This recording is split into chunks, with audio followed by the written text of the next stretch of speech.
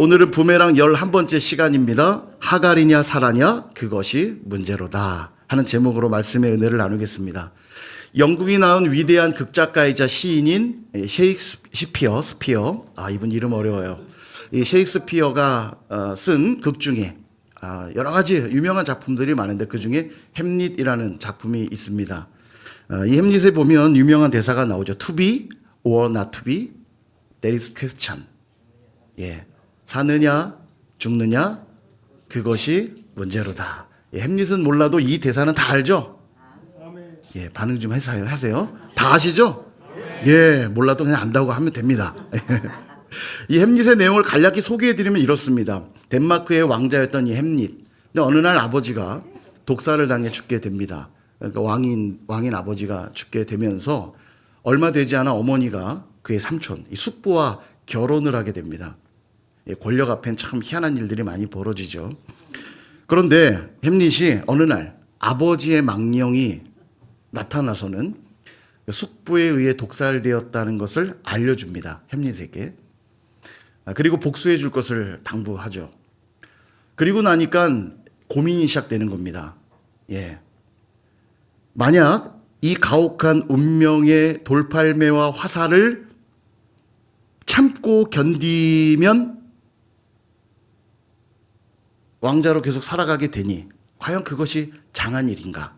아니면 이 밀려오는 재앙에 무기를 들고 대항하여 그 상황들을 근절시키는 게 내가 더 장한 일일까? 이 고민을 시작하는 거죠. 이 억울하고 황당한 상황에 그냥 눈 감으면 왕자로는 계속 살지 모르지만 만약 아버지의 복수를 하기 위하여서 이 운명에 맞서게 되면 죽을 수밖에 없을 텐데 과연 나는 어떻게 할 것인가? 그때 나온 대사가 뭐예요? 사느냐 죽느냐 그것이 문제로다.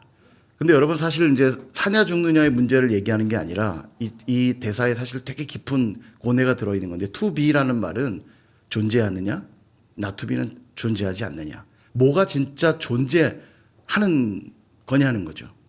그냥 그 현실에 순응하여 살아가는 게 존재하는 의미인가? 죽어도 그 운명을 거스르는 것이 진짜 존재하는 것인가? 살아도 사는 것 같지 않은 자가 있는가 하면 죽어도 의미 있는 인생들이 있는 거 아니겠어요? 그죠? 그 고민하는 겁니다. 그렇게 생각하고 나니까 우리도 햄릿 같은 삶을 살아가고 있는 듯 합니다. 수많은 선택의 기로에서 그저 그렇게 순응하며 살 것인가? 아니면 다가오는 그 상황들을 맞서서 죽으면 죽으리라의 그런 결단들을 통해 살 것인가? 늘 그런 선택의 기로에 있는 것 같아요. 그리스도인들도 늘 그 고민하는 거 아니겠습니까? 주님의 뜻을 따를 것인가? 그냥 내 뜻대로 살 것인가? 그런 점에서 우리는 영적 햄릿의 자리에 있다 말할 수 있겠습니다. 오늘 제목이 하갈이냐 사라냐 그것이 문제로다. 이 문제의 비밀을 한번 풀어보도록 하겠습니다.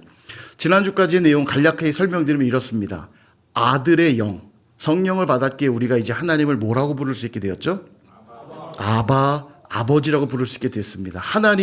하나님을 향해 예수님이 아빠 이렇게 불렀던 것처럼 이제 너희도 하나님을 아빠라고 부를 수 있게 되었다. 그렇게 말씀을 했는데 그 근거가 무엇이냐면 나의 노력과 나의 열심으로 된 게 아니라 하나님이 나를 아신 바 되었기 때문이다. 그렇게 말씀했죠. 여러분 내가 부모를 선택할 수 있나요? 그럼 기왕이면 잘생기고 돈 많고 실력 있고 능력 있고 그런 부모를 골라야 되겠죠? 근데 가능합니까? 불가능하죠.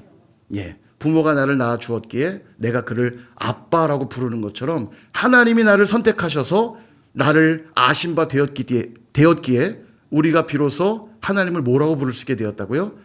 아바라고 부를 수 있게 되었다는 겁니다. 이게 바로 복음이죠. 그분이 나를 선택했기에 하나님을 아빠라 부를 수 있게 되었다.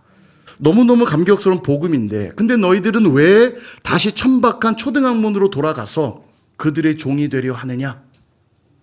왜 복음을 버리고 다시 율법을 지켜 구원에 이르려고 애쓰고 있느냐?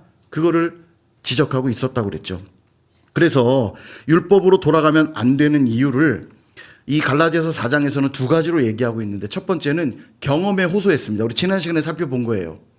내가 1차 전도 여행 중에 돌에 맞아 겁 안 죽게 되어서 병약하여 별 볼 일 없는 그 모습 속에서도 복음을 전했을 때 너희들은 그런 나를 본 게 아니라 그 복음을 들었고 그 복음을 들은 증거로 병약해진 바울 사도를 어떻게 대했습니까? 천사처럼 대했고 예수님처럼 대했다고 그랬잖아요. 심지어는 그가 눈이 불편한 걸 알고 내 눈이라도 빼어주고 싶다고 말할 정도로 그 순수한 복음을 받아들였던 그때의 모습들을 떠올려 보라는 거예요.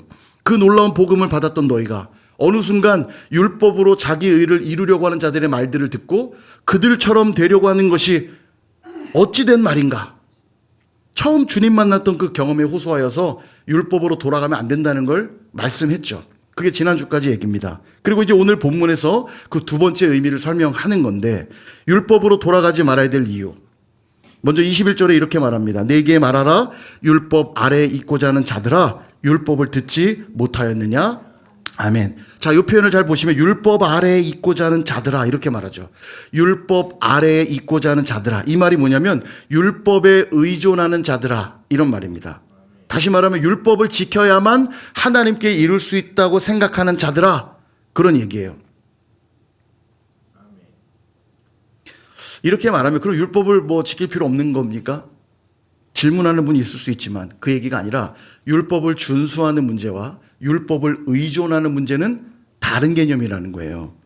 율법을 의존하는 자는 어떤 자냐면 율법만이 우리를 하나님께로 인도할 수 있다고 말하는 자가 율법을 의존하는 자인 거고요. 복음을 의존하는 자는 누구냐? 예수 그리스도의 보혈과 그분의 공로를 의존하여 사는 자들. 그래서 율법을 의존하지 않는 자들인데 다만 이미 예수님이 율법을 완성하셨기 때문에 그 율법을 준수하면은 살지만 율법을 의존하지는 않는 자들. 그들이 바로 복음을 의존하는 자입니다. 좀 헷갈리시나요? 이해되시죠? 율법을 의존하는 자는 율법으로만 하나님께 갈 수 있다 믿기에 율법을 지켜야 된다 강조하는 것이고 복음을 의존하는 자는 예수님이 완성하신 율법을 준수하며 살지만 그 율법을 의존하는 게 아니라 누구를 의존해요? 예수 그리스도를 의존하며 사는 자들. 그 얘기를 하는 겁니다. 이때 등장하는 얘기가 하갈과 사라의 이야기예요. 아마도 이 유대 선동꾼들이 갈라디아 교회에 들어와서 율법을 지켜야만 구원받을 수 있다. 예수 믿는 거 좋은데 예수만 믿어서 되는 게 아니라 예수를 믿었다면 이제 너희들 아브라함의 진정한 자손이 되기 위해서는 율법을 지켜야 된다. 할례도 받으라. 절기도 지키고 날과 해도 지켜야만 너희들이 진정한 아브라함의 자손이 된다. 하나님의 아들이 된다. 이렇게 설명을 하면서 아마 하갈과 사라의 이야기를 했던 것으로 보여요. 그래서 바울 사도께서 하갈과 사라의 이야기를 다시 풀어주면서 율법으로 돌아가지 말아야 될 이유, 율법과 복음이 어떤 차이가 있는지를 다시 한번 설명해주고 있는 거예요. 내용이 이렇습니다. 창세기 15장으로 가면 하나님이 아브라함과 언약을 맺습니다. 약속을 맺는데 그 약속의 내용이 뭐냐면 너의 자손이 하늘의 별과 같이 많을 것이다. 이렇게 말씀해요. 근데 문제는 아브라함에게는 자녀가 없었다는 거죠. 아브라함과 사라 단둘이 살고 있었어요. 근데 자손을 많이 주시겠대요. 그래서 뭐라고 말하냐면 하나님 제 종 엘리에섹이 제 상속자가 되겠네요. 이렇게 대답을 해요. 그랬더니 하나님이 아니다. 네 몸에서 날 자가 너의 상속자가 될 것이다. 이렇게 말씀해요. 여러분 이 아브라함이 왜 자기의 종이 상속자가 될 거라 말했냐면 사라가 불임 여성이었거든요. 아이를 못 낳는다는 걸 알고 있었기 때문에 아이를 못 낳는 상황이니까 당연히 내게 있는 자라고는 종밖에 없잖아요. 그러니까 이 종에게 그가 내 상속자가 되겠네요. 이렇게 말했던 거예요. 근데 하나님은 뭐라고 했냐면 그렇지 않다. 너의 몸에서 날 자가 상속자가 될 것이다. 얼마나 놀라운 약속입니까? 아마 기뻤을 거예요. 근데 문제는 이 약속을 받고도 10년이란 시간이 지났는데도 자녀가 생기지 않는 겁니다. 여러분 누군가랑 약속하고 10년 정도 기다려 보신 적 있으십니까? 10년 결코 짧은 시간이 아니에요. 저희 막둥이 수연이 약속하고 일주일 뒤에 다음 주에 뭐 해줄게 그러면 난리 납니다. 일주일이 뭡니까? 내일 해준다고 약속해도요 하루를 견디질 못해요. 내일까지 되려면 몇 시간 남았어 부터 시작해가지고 들들 볶습니다. 아주 10년을 기다린다 결코 쉽지 않은 데다가 더군다나 여러분 사라는 불임 여성이라고 그랬죠. 그러니까 자녀를 낳을 수 있는 상황이 아니에요. 불가능한 상황인데 10년을 기다렸다는 건 아브라함과 사라의 기다림이 굉장한 겁니다. 나름 믿음을 가지고 신실하게 기다린 거예요. 근데 10년 정도가 지나도 자녀가 생기지 않으니 조바심이 났었을 겁니다. 하나님은 분명 네 몸에서 날짜가 상속자가 될 것이고 네 자손을 하늘의 별처럼 많게 해주겠다고 했는데 자녀가 낳지 않으니 우리가 혹시 뭘 잘못했나? 우리가 어떤 다른 노력을 기울여야 되나? 아마 여러 조바심이 났을 거예요. 그래서였을까? 이 사라가 아브라함에게 자신의 몸종인 애굽 여인 하갈을 들여보냅니다. 그리고 하갈이 임신을 하게 되는데 이때 낳은 아들이 이스마엘이죠. 여러분, 우리는 이미 이스라엘은 약속의 자녀가 아니라 이삭이 약속의 자녀라는 걸 알다 보니까 이 얘기를 딱 보면 에이그 좀 기다리지, 그냥 그걸 못 기다려갖고 그냥 이스마엘을 낳아버렸네. 여러분, 이렇게 생각할지 모르지만 잘 생각해 보십시오. 아브라함이 살던 시대에는 여종을 통해 자녀를 낳는 것이 그렇게 이상한 일이 아닙니다. 여종이 자식을 낳으면 그 자식은 누구의 자녀가 되죠? 주인의 자녀가 되죠. 여종이 주인에 속해 있기 때문에 그가 낳은 아이도 주인의 소유가 되는 겁니다. 그러니까 당시 문화를 감안하면 여종을 통해 아이를 낳는 건 상식을 거스르는 행위는 아닙니다. 그죠? 게다가 사라는 불임 여성이지만 그의 몸종인 하갈은 가임 여성이잖아요. 그럼 불임 여성을 통해 낳기 위해 노력하는 게 맞습니까? 가임 여성을 통해 낳는 게 맞습니까? 어떤 게 합리적인가요? 당연히 가임 여성을 통해 낳는 게 합리적이죠. 하갈을 통해 아이를 낳는 것이 훨씬 합리적인 생각인 겁니다. 그러니 아브라함과 사라의 입장에서 10년 전 하나님이 주신 그 약속을 기억하며 이 약속을 이루기 위해 하갈을 선택한 행위는 상당히 관습에도 잘 맞고 합리적인 생각이란 말이죠. 근데 충격적이기도 하나님은 뭐라고 말씀하시냐면 이스마엘은 내가 약속한 자녀가 아니다. 말하자면 이 방법은 나의 방법도 아니고 나의 계획도 아니다. 그렇게 말씀하세요. 여러분, 최근에도 제가 새벽에 언급해 드린 적이 있는데 신앙생활하면서 조심해야 될 게 있습니다. 여러분, 위험해 보이는 건 그 자체로 위험해 보이기 때문에 안전해요, 오히려. 그런데 위험해 보이지 않는 것이 위험할 때가 있어요. 그게 뭐냐면 관습적인 것과 합리적인 것. 신앙생활할 때 이 두 가지가 신앙생활을 위험하게 만들 때가 있단 말이죠. 관습을 따르는 것과 합리적인 생각을 따를 때 그 다음 붙는 말이 꼭 있어요. 내 생각에는, 우리 생각에는, 이런 말이 따라 붙는단 말이죠. 왜냐하면 늘 해왔던 방식이 있기 때문에 예전에 해봤는데 내 생각에는, 우리 생각에는 이런 말들이 붙는단 말이죠. 그래서 이런 말들이 붙기 시작하면 하나님의 더 깊은 뜻을 헤아리지 못하는 일들이 발생할 수 있다는 겁니다. 우리가 하나님의 깊으신 뜻을 모르는데 그 뜻이 무엇인지 기다리며 살피고 듣고 보려고 하는 노력들을 하지 않으면 우린 당연히 늘 해왔던 대로 그냥 하게 돼 있고 누구나 생각할 때 합리적인 것을 그냥 선택해버리고 말 수 있다라는 거예요. 근데 여기서의 하나님 방법은 뭐였습니까? 아이를 가질 수 없는 아브라함과 사라의 그 관계를 통해서 하나님의 전능하신 능력으로 이삭을 주시고자 하는 게 하나님의 뜻이고 방법이었단 말이죠. 여러분, 지금 바울 사도께서 하갈과 사라의 이야기를 통해서 율법과 복음의 차이가 뭔지 설명하려는 게 혹시 보이십니까? 하갈은 지금 무엇을 대표하는 사람이냐면 하나님의 약속을 자기의 힘과 자기의 노력으로 이루기 위해 동원된 사람의 방법을 대표하는 것이라면, 사라는 무엇을 대표하냐면 하나님의 능력만을 드러내기 위한 하나님의 방법을 대표하고 있습니다. 이처럼 너희가 율법으로 뭔가 구원을 얻어보려고 하는 시도는 뭐와 같냐면 하갈을 동원하여 이스마엘을 낳는 것과 같다.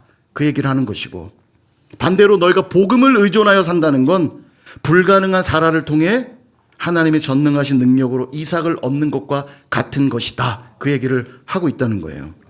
사랑하는 여러분, 우리는 어떻습니까? 율법을 의존하는 자입니까? 복음을 의존하는 자입니까? 제가 다르게 좀 질문을 바꿔볼게요. 내 의지를 가지고 하나님의 뜻을 이뤄보려고 하는 자입니까? 아니면 하나님의 때에 하나님의 방법으로 이루어질 수 있기를 위하여 기다리며 순종하는 자입니까?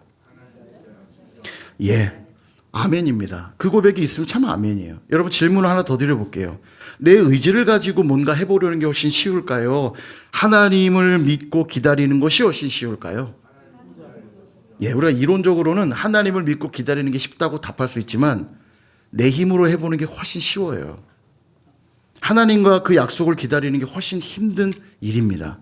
그래서 교회에서도 보면요, 하나님이 내 삶 가운데 역사하고 일하시도록 내어드리려고 하는 자들보다는 자기 의와 자기 열심으로 해보려고 하는 이들이 훨씬 더 많다는 걸 보게 됩니다.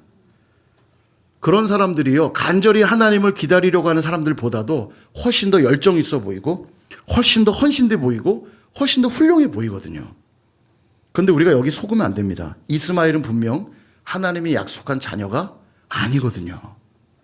여러분 생각해 보세요. 내 몸에서 날짜가 상속자가 될 것이다, 많은 후손들을 이룰 것이다 말씀하셨으니까 아무렇게나 자식 그냥 낳으면 되는 겁니까? 자식만 낳으면 해결되는 문제입니까? 아니죠. 근데 우리 그렇게 쉽게 생각한다고요. 여러분, 기다림이라고 하는 것 굉장히 중요한데, 우리가 기다림이란 단어를 딱 들으면 뭔가 소극적이고 게으른 이런 태도라고 쉽게 이해를 합니다. 그러나 기다림이야말로 적극적 순종의 태도라는 것을 꼭 기억하셔야 됩니다.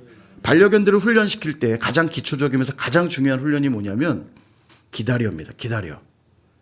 우리 박주영 집사님 개를 참 전문적으로 많이 키우시니까 주인이 기다려라고 했을 때 이 반려견이 기다리지 않으면 심각한 겁니다. 이게요. 근데 주인이 기다려, 앉아, 기다려. 그럼 개가 딱 앉아서 주인을 계속 보고 있죠. 다음 명령을 기다리고 있어요. 그냥 기다리는 게 아니라 그 다음 명령이 떨어질 때까지 가만히 있는다고요. 그래서 이 기다려 훈련이 제일 중요해요. 개 훈련인가요? 그 프로를 보니까 정말 그렇더라고요. 이 입질하고 막 말 안 듣는 개들 딱 훈련시킬 때 강영욱 훈련사가 들어가면 먼저 딱 기다리게 하고 목줄을 딱 챈 다음에 기다리는 훈련부터 딱 시키더라고요. 그게 중요해요. 기다림이란 그런 것입니다. 하나님 앞에 충성되고 성숙한 자들이 보이는 적극적 순종이 기다림이에요. 그냥 아무 생각 없이 가만히 있는 게 기다림이 아니죠. 적극적으로 하나님을 응시하고 있는 상태. 하나님이 그 다음 말씀하실 때까지 그분의 입과 그분의 눈빛을 주목하고 있는 상태가 기다림이에요. 그래야 명령을 내릴 때 곧바로 순종할 수 있잖아요. 그래서 여러분, 기다림과 게으름을 잘 구분하셔야 됩니다. 겉으로 볼 때는 기다림도 게으름도 형태는 비슷해요. 가만히 있는 것처럼 보인단 말이죠. 근데 게으름은 달라요. 게으름은 그냥 가만히 있다가 하나님이 말씀을 딱 하시면 어떻게 반응합니까? 기도 한번 해볼게요. 생각 한번 해볼게요. 왜냐하면 아무 생각 없이 있던 거니까. 그죠? 그러니까 게으름 피고 거드름을 피우는 겁니다. 오죽하면 기도 한번 해볼게요는 노라는 사인입니다. 이런 말이 돌 정도예요. 저희 목사님들 모이면 그 얘기 한다고 그랬죠? 성도가 기도 한번 해볼게요. 그러면 안 하겠다는 얘기로 알아들으면 됩니다. 기도하는 게 좋은 일인데 기도는 언제 해요? 지금 하고 평소에 하고. 하나님의 말씀이 떨어지면 순종은 언제 해요? 바로 하는, 곧바로 하는 거죠.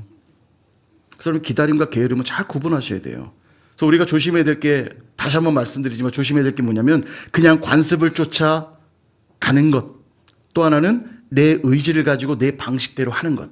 이 두 가지는 신앙생활에서 참 조심해야 돼요. 늘 이전부터 우리 교회는 그렇게 해왔으니까 앞으로도 우린 그렇게 할 거야 라고 할 때 그게 하나님 기뻐하시는 일이 아니면 어쩔 건데요. 근데 하나님의 뜻에 관심이 없으면 늘 하나님 앞에 불충한 상태로 그냥 살아가는 겁니다. 그래서 여러분, 오래된 교회일수록 이 부분에 민감할 필요가 있어요. 오래된 교회는 나름의 전통과 몸에 밴 어떤 습성들이 있거든요. 근데 그냥 그걸 유지하면서 가다 보면 자칫 하나님의 뜻과 다르게 나아갈 수 있단 말이죠. 또 무조건 열심히만 하면 되게 헌신된 것처럼 보일지 모르겠지만 만약 그게 하나님의 뜻과 다른 열심이라면 열심히 하면 한 만큼 불순종이 되는 거예요. 열심히 불순종하는 겁니다. 그건요. 그게 곧 아브라함이 하갈을 취하여 이스마엘을 낳는 것밖에 되지 않는단 말이죠. 자녀를 낳았으니까 된 게 아니고 그 일로 여러분 이후로 이스마엘의 후예와 이삭의 후예가 지금도 중동에서 전쟁하고 있는 겁니다. 저 아랍과 이스라엘이 아직도 저렇게 치열하게 물어뜯고 있는 거예요. 그 불씨가 여기서 시작됐다는 걸 생각하면 하나님 뜻에 순종하지 않는 게 얼마나 그 열매가 쓰디쓴지 모릅니다. 그래서 여러분, 이전에 늘 해왔던 종교적 관습만 따르는 것, 또 내 열심으로만 뭔가 해보려고 하는 것은 우리가 항상 조심해야 되죠. 사랑하는 여러분, 신앙생활이란 복음 의존적인 삶을 말합니다. 다시 말하면 예수 그리스도만 나의 주요, 나의 구세주라는 걸 믿고 그분의 뜻대로 살아가는 삶이 복음 의존적인 삶인 거예요. 우리가 다 아는 말이죠. 그러나 그렇게 사는 건 결코 쉬운 일이 아닙니다. 그보단 차라리 내 열심과 내 방식으로 사는 게 훨씬 쉽죠. 예배드리는 방식 어떻습니까? 하나님의 뜻이 무엇인지 내가 정말 그분께 집중하고 주의 말씀 붙들고 하나님이 기뻐하시는 예배를 드리려고 하는 것보다는 늘 드려왔던 방식대로 그냥 드리는 게 편한 거예요. 그러니까 여러분, 교회가 제일 힘든 게 뭐냐면 예배의 방식과 순서를 바꾸면 싸움 납니다. 싸움 나. 하나님이 무엇을 기뻐할까 고민하며 그 순서들을 조정하고 하나님이 정말 기뻐 받으실 예배 드리려고 해도 마치 그게 우리 그동안 해온 것이 전부라고 생각하니까 싸움 나는 거예요. 기도하는 일도 마찬가지입니다. 하나님의 뜻대로 구하는 게 필요하죠. 기도가 뭐예요? 나의 뜻을 하나님의 뜻에 맞추고 하나님의 뜻이 이 땅에서도 이루어지길 위해 구하는 게 기도 아닙니까? 그렇게 기도해야 되지만 그냥 내 삶에 필요한 걸 구하는 걸 기도라 생각하고 내가 하고 싶은 기도만 그냥 해요. 그러니까 내 삶에 필요한 것이 다 채워지면 더 이상 기도할 게 없다고 생각하는 겁니다. 하나님은 지금도 일하고 계시기에 기도하는 자들을 찾고 계시는데, 기도하는 자들의 그 기도를 들으시고 역사하시기를 기뻐하시는데 나는 기도할 게 없다? 여러분, 그게 맞나요? 뭔가 좀 계속 핀트가 안 맞죠? 말씀을 묵상하는 것도 마찬가지. 하나님이 주시는 말씀이라면 축복의 말씀이든 저주의 말씀이든 듣고, 죄가 있다면 회개하고 순종할 게 있다면 순종하며 그 말씀에 내가 그 말씀으로 해석되기를 위해서 온전히 나를 계속 내어드려야 되는데 늘 내가 앉아서 말씀을 해석합니다. 보고 싶은 말씀 골라보고 축복의 말씀만 몇 개 뽑아가지고 집 대문에 딱 붙여놓고 그 말씀이 말씀의 전부인 양 내가 읽고 싶은 말씀만 읽어요. 봉사도 마찬가지입니다. 교회가 필요로 하는 것을 보고 교회의 필요가 이거구나. 하나님이 무엇을 기뻐하시는지 보고 거기에 맞춰 순종하려고 노력하고 애쓰는 게 아니라 그냥 내가 하고 싶은 것만 해요. 아무리 교회에 저 필요가 있어도 별로 내가 관심 없으면 관심도 없어요. 하지도 않습니다. 관계 맺는 것도 마찬가지예요. 하나님이 우리를 사랑하시 그 방식으로 지체들과 관계를 맺고 사랑하고 섬기며 가야 되는데 우리는 그렇게 안 해요. 그러면 너무 피곤하고 힘드니까 나랑 친한 사람들만 소통하고 나를 힘들게 하고 피곤케 한 사람은 그냥 미워까지는 하면 안 된다는 정도는 아니까 그냥 잘 지내요. 그냥 별로 관계 맺지 않고 20년 30년 신앙생활하면서도 깊은 대화 한번 나눠보지 않은 성도들이 상당히 많습니다. 여러분, 그 이상한 거 아닙니까? 우리가 영적 가족이라면서요. 근데 대화도 안 하고 관계도 안 맺어요. 그가 어떻게 사는지 관심 없습니다. 어떻습니까, 여러분? 하나님의 뜻대로 사는 게 쉽습니까? 내 열심과 내 방식으로 사는 게 쉽습니까? 내 방식대로 사는 게 편해요. 그러나 그 삶은 복음 의존적인 삶이 아니라는 거예요. 그냥 종교 생활일 뿐이고 율법 의존적인 삶인 거예요. 주일날 예배 이 자리에 나오는 것도 나를 구원하신 하나님 앞에 감격으로 예배해야 되는데 안 나오면 벌 받을까 봐 나오고 안 나오면 우리 사업이 망할까 봐 나오고 하나님이 내 주머니에 타러 갈까 봐 무서워서 그냥 자리라도 채워야지. 여러분, 그렇게 나오고 있다면 그건 그냥 종교 생활이고 율법 의존적인 삶인 거예요. 충격적인 건 뭐냐면 이게 단순히 스타일의 문제가 아닙니다. 나는 원래 그래요. 우리 교회는 원래 그래요. 그렇지 않아요. 이 율법주의, 율법 의존적인 삶으로 살면 어떤 일이 벌어지냐. 29절. 그러나 그때의 육체를 따라 난 자가 성령을 따라 난 자를 박해한 것 같이 이제도 그러하도다. 아멘. 보세요. 육체를 따라 난 자는 누구죠? 이스마엘입니다. 이스마엘. 그죠? 그리고 성령을 따라 난 자는 누구냐면 이삭을 말해요. 이스마엘이 이삭보다 14살이 많았거든요. 이삭이 태어나고 나니까 이스마엘이 이삭을 괴롭혀요. 그죠? 그래서 결국은 하갈과 이스마엘이 쫓겨나게 되죠. 이처럼 율법을 의존하는 자가 복음을 의존하는 자를 박해한다는 겁니다. 마치 이스마엘이 이삭을 괴롭혔던 것처럼. 실제로 그래요. 율법을 의존하는 자는 율법을 의존하지 않는 자를 보면 어떻게 할까요? 정죄하고 지적하고 비판하고 갈구겠죠. 너 왜 할례 안 받았어? 너 왜 절기 안 지켰어? 얘기할 수밖에 없잖아요. 그죠? 지금 유대 선동꾼들이 갈라디아 교회에 들어와서 그 일을 하는 겁니다. 너희들 왜 할례 안 받냐? 왜 절기 안 지키고 날과 해를 지키지 않느냐? 분명 갈라디아 교회는 복음을 받고 복음으로 시작된 교회였어요. 근데 어느 순간 이스마엘 같은 그들이 들어와서는 이들을 지금 박해하고 핍박하고 있는 겁니다. 여러분, 교회 안에 그런 일들이 있어요. 율법주의자들, 그들은 늘 어떤 기준이 분명하게 있습니다. 그리고 그걸 지켜야만 하나님께 이룰 수 있다고 믿기 때문에 굉장히 성실하게 그 일들을 또 해나가요. 겉으로만 보면 되게 교회의 큰 일꾼처럼 보이지만 잘 들여다보면 그들이 교회의 방해꾼이 될 때가 훨씬 더 많습니다. 그들이 보이는 행태라고는 끊임없이 비판하고 정죄하고요. 그들이 하는 말을 들어보면 그래서 거칠고 부정적입니다. 그들이 또 보여주는 모습들은 굉장히 권위주의적이고 고압적인 태도로 일관해요. 왜요? 늘 자기가 기준이기 때문이죠. 그러다 보니까 성도들 시험 들게 만들죠. 교회 분위기 어지럽히게 만들죠. 말하자면 그들의 말과 행태들이 교회 안의 복음을 자꾸 희미하게 만들어버리는 겁니다. 그래서 여러분, 저는 그런 생각을 해요. 제 목사로서. 가장 복된 교회는 어떤 교회냐면 복음을 의존하는 자들이 리더로 많이 서 있는 교회가 복된 교회입니다. 그럼 가장 불쌍하고 안타까운 교회는 어떤 교회냐? 율법을 의존하는 자들이 리더로 서 있는 교회가 가장 불행한 교회예요. 무엇보다 목사가 율법 의존적인 목사가 있으면요, 거의 재앙과 같은 교회입니다. 최악입니다, 최악. 율법주의로 성도들을 묶을 거 아니겠어요? 여러분, 교회를 어렵게 만드는 이들은 예수를 전혀 모르는 저 밖에 있는 불신자들이 교회를 어렵게 만들지 않습니다. 교회를 어렵게 만드는 이들은 종교적인 열심으로 가득 차고 자기 의로 충만한 이들이 교회를 어렵게 만드는 거예요. 제가 예전에도 몇 번 소개했는데, 예전에 제가 사역하던 교회에서 한 장로님, 이 무임 장로님이신데 아주 이분 열심히 대단합니다. 정말 정말 대단한 분이에요. 근데 율법주의자예요.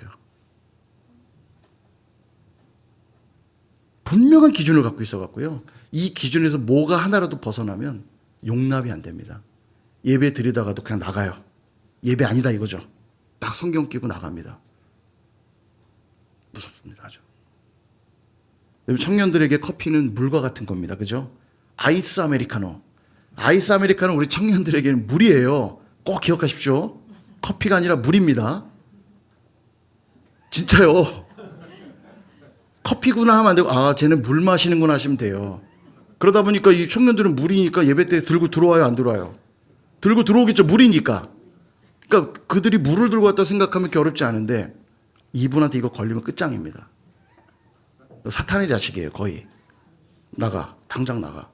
어디 감히 이 거룩한 예배당이 커피를 들고 나가. 청년들 시험 들어 정말 교회를 나가는 겁니다. 예. 뭐 아멘이에요.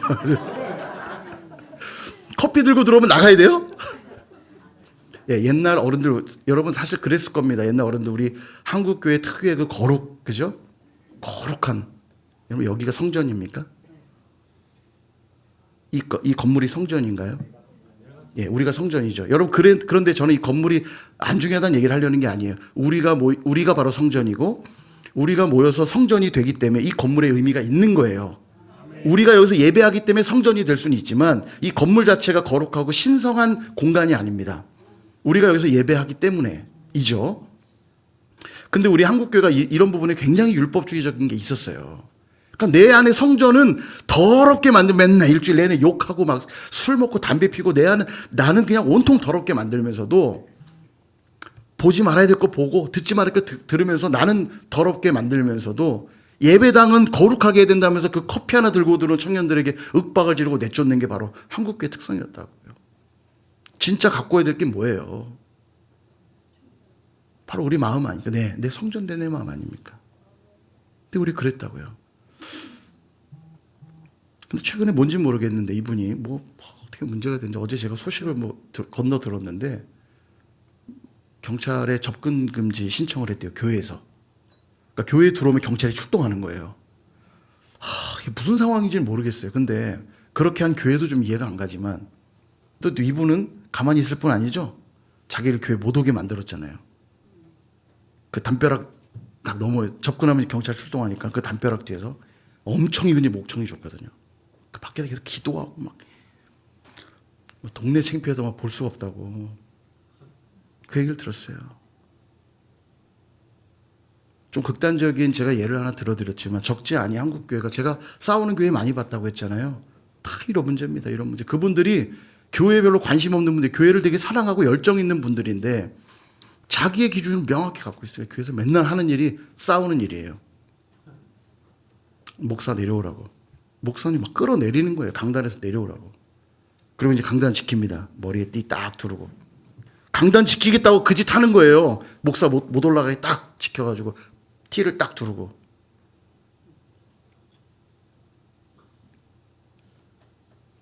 교회를 어렵게 만드는 이들이 누군가 우리는 돌아봐야 됩니다. 근데 여러분 더 무서운 게 있어요. 열정이나 있으니까 위험한 게 보이기나 하고 상황이나 알고 생각이나 알 수 있는데 조용한 율법주의자들도 있어요. 이들이 훨씬 무섭습니다.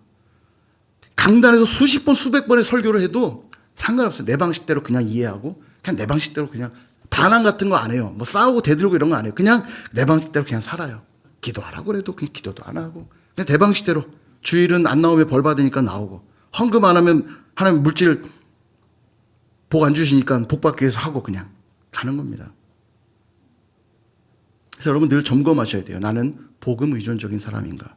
점검하지 않으면 우린 그냥 관습을 쫓아 살고 합리적인 생각을 쫓아 그냥 산다고요. 복음 의존적으로 살아야만 거친 말이 나오려다가도 아니지. 사랑과 섬김의 말로 그 말이 바뀌게 되는 것이고 비판과 정죄가 나오려고 하다가도 아니지.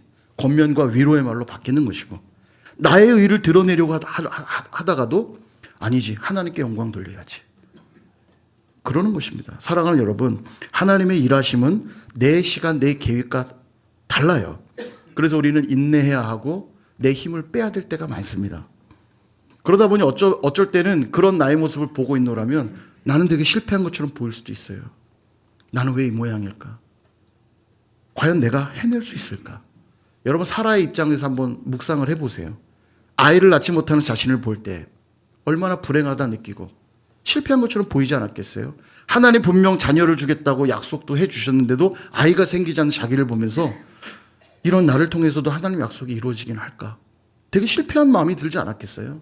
오죽하면 자기 여종을 들여 보냈겠어요? 10년을 기다렸는데도 뭐가 변화가 없으니까 자기 몸종이라도 집어넣은 거 아닙니까?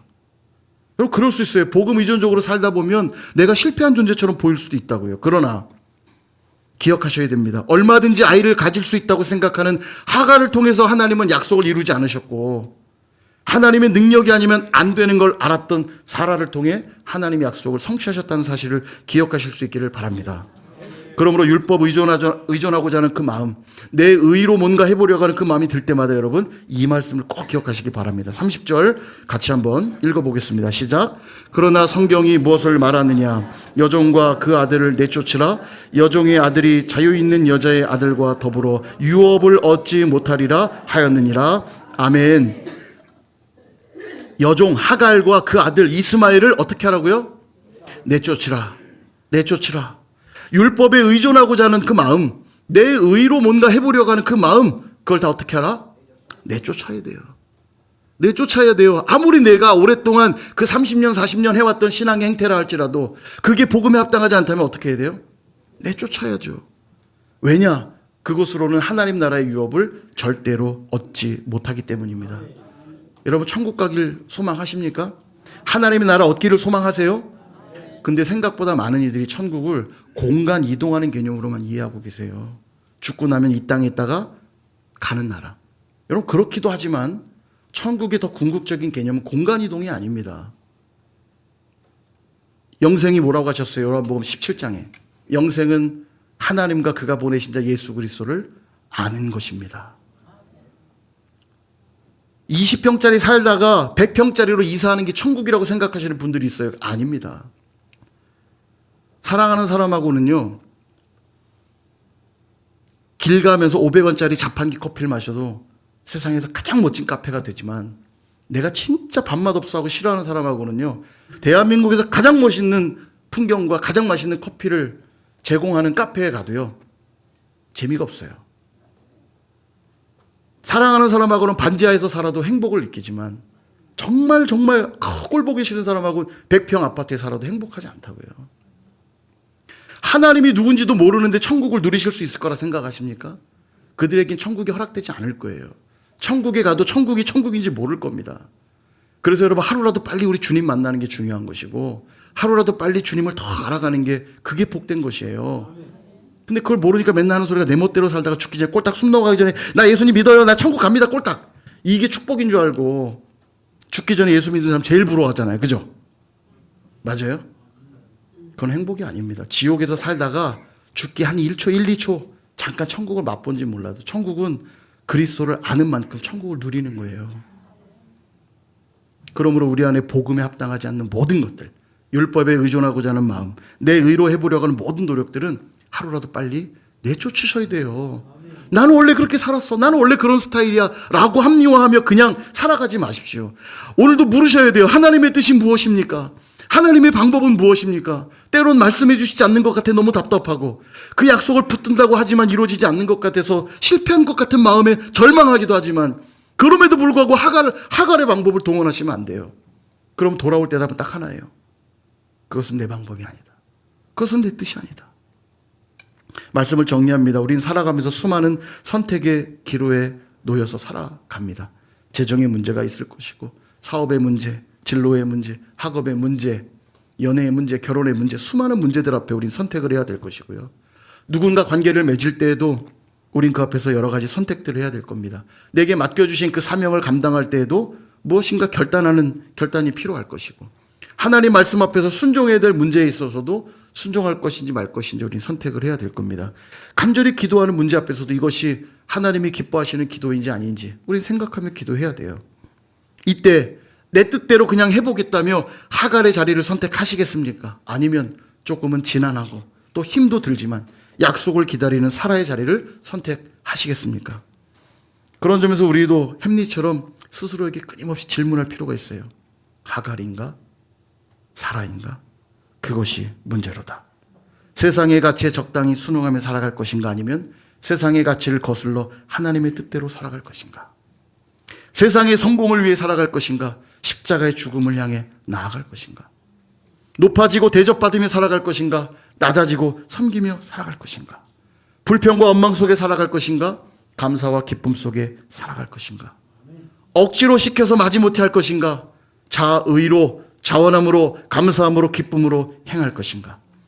끊임없는 질문 앞에서 율법을 의존하는 삶이 아닌 복음을 의존하며 살아가는 저와 여러분 다 되시기를 주님의 이름으로 축원드립니다.